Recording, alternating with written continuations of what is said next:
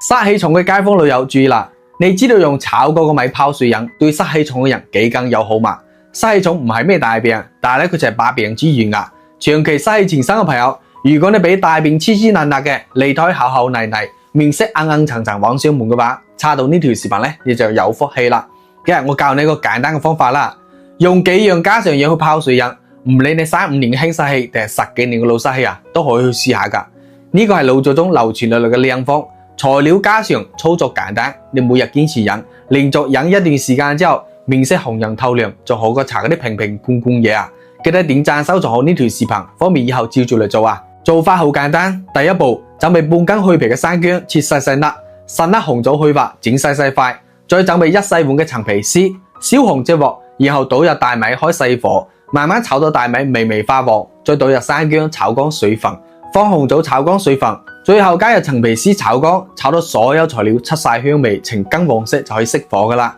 放凍之後裝入密封罐度保存，每日不一時間出嚟，滾水一沖就飲得噶啦。炒好嘅陳皮紅棗薑米茶咧，佢香氣撲鼻，營養又充足。冬天特別怕冷嘅，手腳冰冰凍凍嘅，成日周身攰賴賴冇晒精神啊，濕氣重嘅街坊老友都可以試下噶。飲完你成個人軟爛爛咁，好似肚入邊裝咗個小火爐咁啊！好多人飲開咧都話濕氣冇咁重啦，成個人都清爽晒啊！咁如果怕自己喺屋企整麻煩或者冇時間炒嘅朋友咧，可以點開個頭像帶走成品噶。